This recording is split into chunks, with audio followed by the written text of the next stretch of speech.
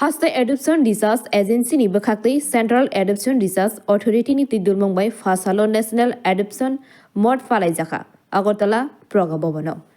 Pandawa manjakikha Montri Tinkuroi Department ni Tangfang Taposroi Smita Molno Khobai Kubuni Adongsong Tongmaikya. Pandani Bishingti Boromboya Farjaka Pandawa Montri Tinkuroi Kok Narak Thaniwo Montri Bokrokni tidul mongbaino Hakotor hasteti samung botangro slaijagi barat hakotor sekangi tongmani koklongno tino kokna rakha আমাদের সরকার মাননীয় প্রধানমন্ত্রী যখনই বক্তব্য রাখেন তখন একটা কথা বলেন ব্যবস্থার পরিবর্তন বলেন আমরা ভারতকে বিশ্বগুরু দেখতে চাই আমরা ভারতকে পৃথিবীর সবচেয়ে শক্তিধর দেশ উন্নয়নশীল দেশ আমরা দেখতে চাই আর সেটা সম্ভব হবে আমাদের সমাজ যুবশক্তি আমাদের কাজের পদ্ধতি আমরা যে ধরনের কাজ করে চলছি তার পরিবর্তন কিন্তু অনেক কিছু পরিবর্তন হয়েছে কিন্তু আরো পরিবর্তন করতে হবে একটা সময় আমরা দেখতাম আমাদের সরকারি কাজের জন্য যে সমস্ত ফাইল প্রসেস হতো সে মাস 2 মাস 3 মাস 4 মাস ফাইল করে থাকতে বোঝা যেত না এখন কিন্তু ইসরায়েলের বিজনেস চালু হয়েছে আজ আমরা ইউডিবির মাধ্যমে আমরা রেসপন্সিবিলিটি ফিক্স করে দেওয়া হয়েছে যে তোমাকে 2 মাসের মধ্যেই কাজটা করতে হবে 3 মাসের মধ্যেই কাজটা করতে হবে তো এটা কেন সম্ভব না এটাও সম্ভব করার ইচ্ছা শক্তি চাই আমাদের যারা আধিকারিকরা আছে তারা এবং যেখানে সেটা দরকার দেখুন একটা সময় আমরা ভারত যেটা ভাবিনি সেটাও আমরা করছি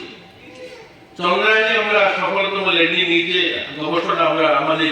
এখানকার ছেলেমেয়েরা আমাদের ভারতের যুবশক্তি সেটা করে দেখিয়েছি একসময় আমরা ভারতবাসী ভাবতাম যে হাইস্পিড ট্রেনগুলো জাপানি চলবে রাশিয়াতে চলবে আর কিন্তু আমাদের দেশেও চলে আর সেটা কিন্তু সেখান থেকে বানিয়ে আনিনি আমরা এখানে বানিয়েছি আমি গত কয়েকদিন আগে একটা জায়গায় বলছিলাম আমরা এই জীবনদায়ী ওষুধগুলো অর্থাৎ আমাদের সবচেয়ে দামি যে ওষুধ আমাদের ভারতে ব্যবহার হয় সেগুলো বিদেশ থেকে আনতে হতো ইউরোপ থেকে আনতে হতো সেগুলো 25-30 বছর 40 বছর পর আমরা পেতাম টিটেনাস ভ্যাকসিন হোক পোলিও ভ্যাকসিন হোক সেই 1952 সালে পোলিও ভ্যাকসিন তৈরি হয়েছে ইউরোপে আমরা পেয়েছি 1984 সালে 3 বছর পর পেয়েছি কিন্তু কোভিডের সময় আমরা 140 কোটি দেশের মানুষকেও আমরা সুরক্ষিত রেখেছি ভ্যাকসিন দিয়েছি আমরা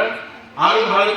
ভারতের মানুষকে দিয়ে পৃথিবীর আরো ছোট 110টা দেশকে আমরা দিয়েছি পরিবর্তন হয়েছে আমরা ইচ্ছা আমাদের যুব সমাজ আমাদের এখানকার লোক এখানে যারা ব্যবস্থায় রয়েছেন সবাই মিলে আমরা সেই কাজ সফলতার সঙ্গে করতে পেরেছি তো যে কাজটা আমরা এই যে আজকে যে প্রসেসটা এত লেন্দি এত লম্বা প্রসেস আমি এখানে বসে দেখছিলাম কোভিডের সময় যে সংখ্যাটা বলছি আমরা কোভিডের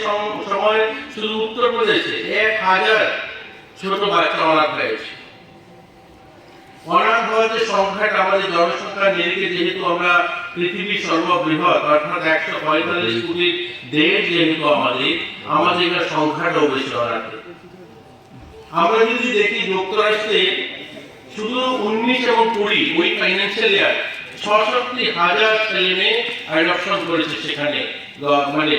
আমাদের এই ধরনের হোমগুলো থেকে মানুষ অ্যাডপশন করে 66,000 আমাদের এখানে হয়েছে মাত্র কত আমাদের এখানে 3,351 জন এই যে রেশিওটা অর্থাৎ আমরা যদি পরিসংখ্যানটা দেখি জনসংখ্যার নিরিখে আমাদের দেশ আজ পৃথিবীর সর্ববৃহৎ অথচ এখানে যে সংখ্যাটা দেখুন আমরা অ্যাডপশনের সংখ্যাটা নেওয়ার ইচ্ছা আছে তারপর আমরা দিতে পারছি না কারণ আমাদের ব্যবস্থাটা এটা যেখানে দরকার যেখানে কথা বলতে হবে যেটা আমরা কারার কথা বলছি তাদের সঙ্গে কথা বলতে হলে আমাদের আদিত্যে যাবে এই হাজারটা বিষয় নিয়ে দিল্লিতে মিটিং এ সবাই যাচ্ছে এটা কেন কথা বলতে পারবে ওখানে যাবে সফটওয়্যার যদি আপগ্রেড করতে হয় সিস্টেম যদি আপগ্রেড করতে হয় সেটা যেখানে কথা বলতে হবে সেখানে কথা বলা হবে একজন অ্যাপ্লাই করবে তাকে 6 বছর 7 বছর 8 বছর সে নিরন্তর অপেক্ষা করে চলবে সেটা হতে পারে না এর জন্য আজ আমরা এখানে সবাই সম্মিলিত হয়েছি আজকের এই অনুষ্ঠানে আমি নিশ্চয়ই এখানে আমাদের আধিকারিকরা রয়েছেন তাপলবাবু রয়েছেন উনি যান মাঝে মধ্যে দিল্লিতে এই সমস্ত বিষয় নিয়ে আমাদের ডাইরেক্টর রয়েছেন উনি কথা বলবেন আমিও আজ জানলাম আমার সেটা জানা ছিল না আমরাও কথা বলবো যেখানে দরকার হয় সেখানে কথা বলবো যেখানে সংশোধনের দরকার রয়েছে সেটা করতে হবে আমরা বলছি রিজার্ভিং লাইফের কথা, রিজার্ভিং লাইফ বলছি, আমরা বলছি মানুষকে সহজ ভাবে মানুষের বাজার ব্যবস্থা সহজ ভাবে মানুষ যেন সবকিছু পায়। আর আমরা আজও সেখানে একটা অ্যাপ্লাই করার পর মানুষ 6 বছর 8 বছর সে জানতে পারবে না সে পাবে কিনা, সেখান থেকে বেরিয়ে আসতে হবে। আপনারা যারা আমাদের শিশু কল্যাণ কমিটিতে রয়েছেন বিভিন্ন জায়গাগুলোতে, আপনাদের কাছে আমার অনুরোধ থাকবে আমাদের কাজটা অন্যদের কাছ থেকে একটু আলাদা। আমরা যারা এই দপ্তরের সঙ্গে যুক্ত রয়েছি এর জন্য সোশ্যাল ওয়েলফেয়ার, আমরা মানুষের কল্যাণের জন্য কাজ করছি। এখানে কোনো এরকম নয় অন্য পিডব্লিউডি কাজের মধ্যে টেন্ডার হবে সেখানে কন্ট্রাক্টর ইঞ্জিনিয়াররা যাবে দেখবেন কাজ, এরকম নয়। আমাদের কাছে অসহায় মানুষরাই আসবে, এক শ্রেণীর গরিব মানুষরা আছে, অনাথ বাচ্চারা আছে, বাবা নেই সেই বাচ্চা আসছে, মা বাবা নেই সেই বাচ্চাকে আমরা দেখছি। তো আমাদের কাজটি হচ্ছে গরিব একদম সমাজের অন্তিম ব্যক্তি, অর্থাৎ একদম যিনি একদম সমাজের পিছনের সারির ব্যক্তি, তার জীবন উন্নয়ন, সেই শিশুর জীবন উন্নয়ন, সেই সমস্ত শিশুদেরকে নিয়ে আমাদের কাজ। এটা কাজটা যেন আমরা মন থেকে করি, হৃদয় থেকে করি, তাহলে দেখবেন কাজটা করেও যেমন আনন্দ পাবেন, যাদের জন্য করছেন তারও মন থেকে নেবে। আমি অনেকগুলো হোমে যাই, অনেকগুলো হোম এখন অনেকখানি পরিবর্তন হয়েছে। আমি এটাও স্বীকার করবো, এমন নয় যে কাজ করছেন আপনারা, করছেন, কিন্তু আর একটু ভালো করে করেন, আর একটু মন থেকে করেন, আর একটু যেন আমরা ভালো করতে পারি। আমাদের যারা কমিটিতে আছে অনেকগুলো গ্রামীণ এলাকা, একদম প্রান্তিক এলাকাতে দেখি, শহরে হয়তো একটু কম, প্রান্তিক এলাকাতে দেখি আমরা অনেক শিশুরা অনেক সময় অনেক অসহায় অবস্থার মধ্যে, হয়তো বাবা নেই মা নেই, সেই সমস্ত ক্ষেত্রে সেখানে এই সমস্ত শিশু আসতেও পারে না। এই যে আমি কয়েকদিন আগে দুর্গাপুজোর সময় একজন, আপনাদেরকে একটা ছোট্ট গল্প বলছি। দুর্গাপুজোর সময় হঠাৎ করে আমি একটা ডাকবাংলোতে দাঁড়িয়ে আছি, একজন চা বাগানের মহিলা এসেছেন আমার সামনে দাঁড়িয়ে কাঁদছে। আমি জিজ্ঞাসা করলাম কি হয়েছে, বলে আমার মেয়েটাকে পুলিশ উঠিয়ে নিয়ে গেছে, আমি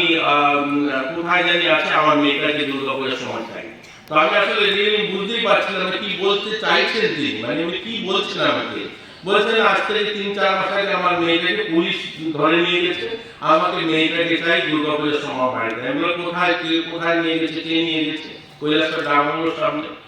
তারপরে কতক্ষণ পরে বললো যে আমার মেয়েটা, আমি কেন নিয়ে গেছি তুমি বিস্তারিত ভাবে বললো। তো আমি ওনাকে বসালাম, বসিয়ে জিজ্ঞাসা করলাম, বললো আমার মেয়েটা মধ্যপ্রদেশে কারোর সঙ্গে চলে গিয়েছিল, তো সেখান থেকে পুলিশ ধরে নিয়েছে। তখন আমি বুঝতে পারলাম যে সেটা হয়তো বালিকা বিবাহের বিষয়টা হবে। আমি সঙ্গে সঙ্গে ওইখানকার আমাদের একটা হোম কুমারঘাটে সেখানে ফোন করলাম, আমাদের 1-2 জন আধিকারিককে ফোন করলাম। তো ফোন করে জানতে পারলাম যে কোনো একটা হোমে আছে। এখন কোন হোমে আছে সেটাও তিনি বলতে পারবেন না। ভাবুন, একজন মা, তিনি জানেন না ওনার বাচ্চাটা কোন হোমে আছে, কোথায় রাখা হয়েছে। তারপরে ওনার কাছ থেকে নাম জেনে 2-3টা হোম ফোন করে বুঝলাম যে ধর্ম। আগরতলা ডিসিমি প্রণামী কক্ষম, ব্যুরো রিপোর্ট, খুমপুই।